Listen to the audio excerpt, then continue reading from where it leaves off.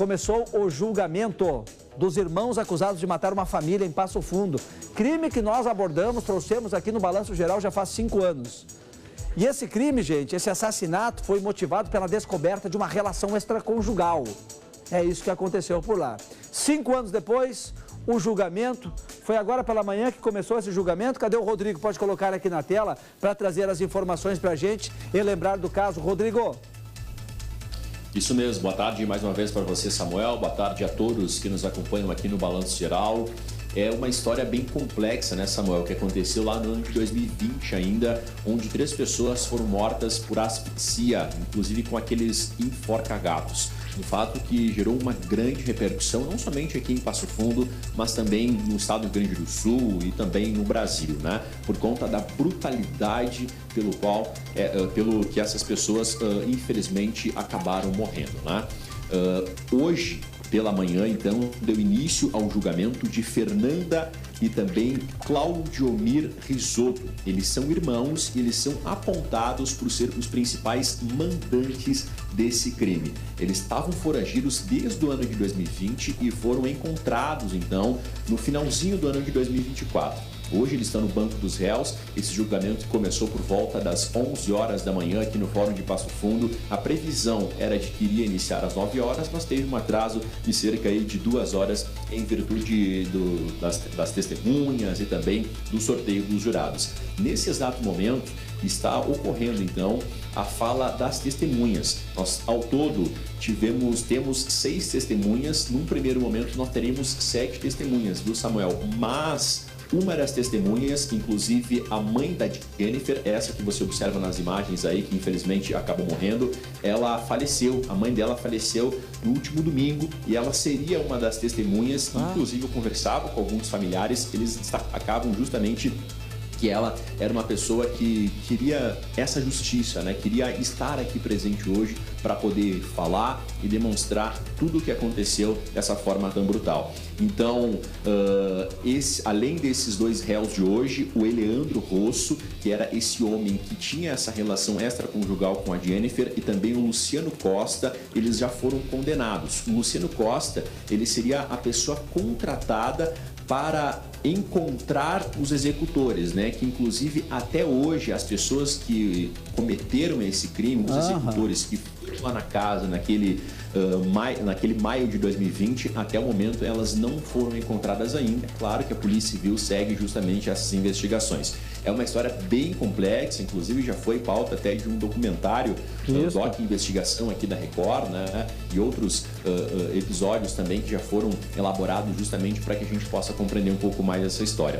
Na manhã de hoje, nós conversamos então com algumas pessoas e com alguns familiares, enfim, que estão participando desse julgamento e justamente pedem por justiça. Nós vamos ouvir agora, Samuel, telespectadores, a Andréa Tavares, que é advogada de defesa então da Fernanda, o Edmundo Vieira, advogado de defesa do Claudiomir, e também o Leandro Garbim, que é promotor de justiça, e por último nós vamos ouvir o Paulo Miguel da Rosa, que é vendedor ambulante e tio da Jennifer, e também era inclusive familiar do outro homem que morreu e dessa menina que vocês podem observar nas imagens. Então vamos acompanhar o que eles disseram, então, os advogados de defesa, a acusação pelo Ministério Público e também o familiar.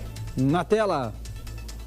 O nosso trabalho vai ser em levar a maior quantidade de informações possíveis para esses jurados terem elementos para fazer o julgamento mais justo possível.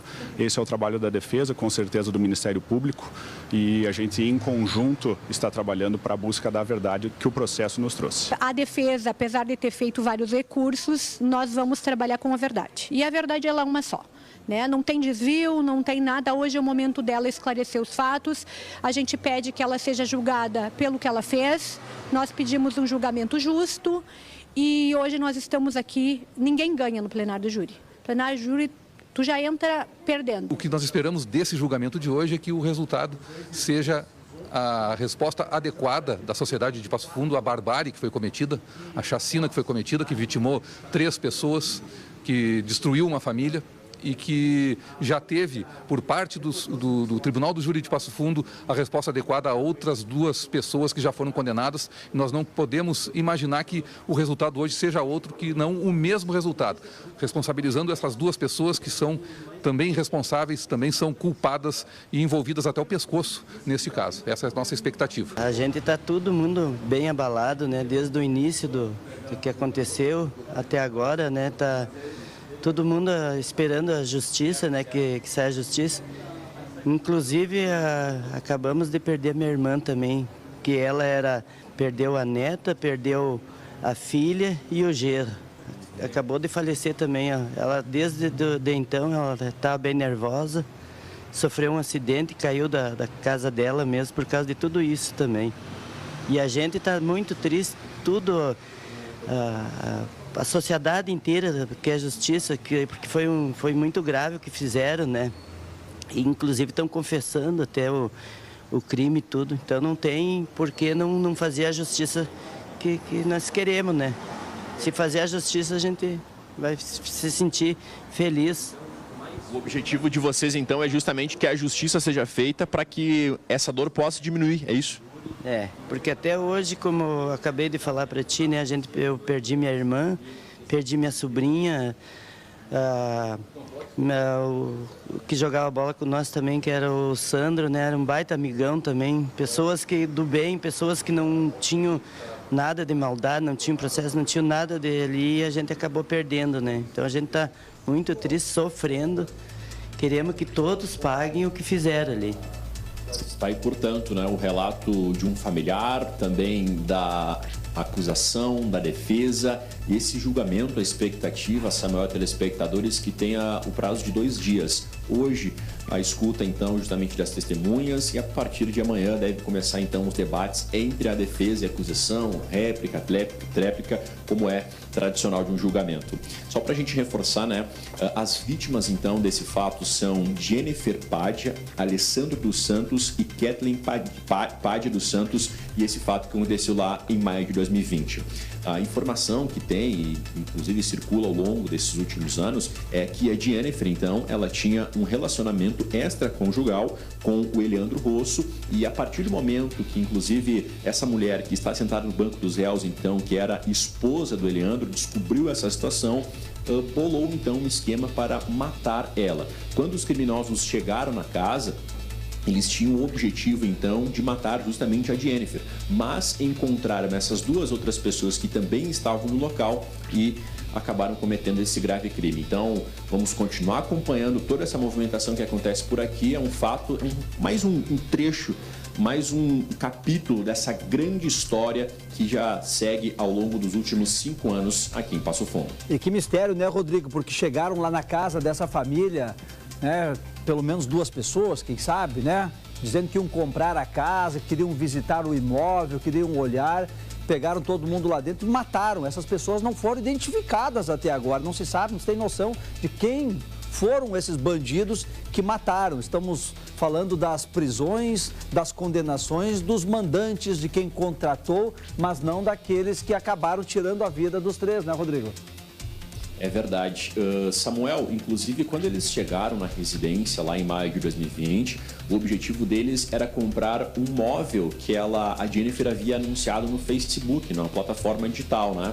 Então eles haviam trocado mensagens anteriormente a isso, conversado, nós vamos aí verificar se serve, qual que é o tamanho, enfim. Chegando no local, ela obviamente não imaginava que isso pudesse acontecer, foi surpreendida então por esses 2 indivíduos, não se sabe se é 2 mulheres, 2 homens, um casal, enfim, né? A princípio seriam 2 pessoas, de acordo com o inquérito da Polícia Civil, né? E acabaram então sendo vítimas dessa trágica chacina que aconteceu aqui em Passo Fundo. Ali é um casal e a filha, os 3 que morreram, a relação deles ali, Rodrigo, me ajuda a lembrar, já faz 5 anos e eu de vez em quando me perco ali na relação que eles tinham. Na verdade, a Jennifer que tinha essa relação extraconjugal com o Eleandro, né? E quem morreu foi a Jennifer, o Alessandro, que inclusive era um cunhado dela, né? Cunhado. E também a Kathleen, que era filha do Alessandro. Isso. É uma menina, adolescente ela, né? Isso, morreu, exatamente. Né? Mataram, inclusive, a menina, gente. Era tudo para ocultar, queriam matar um, né? Mas para ocultar aquela morte, acabaram matando os 3 que estavam dentro daquela casa ali em Passo Fundo. A chacina da Coab, como ficou conhecida lá em Passo Fundo, né? Esse caso que está tendo essa repercussão, a gente vai acompanhando, Rodrigo, amanhã, talvez, no Balanço Geral, nós já tenhamos o resultado desse julgamento e o Rodrigo traz para a gente o que o Tribunal do Júri vai decidir. Obrigado, Rodrigo.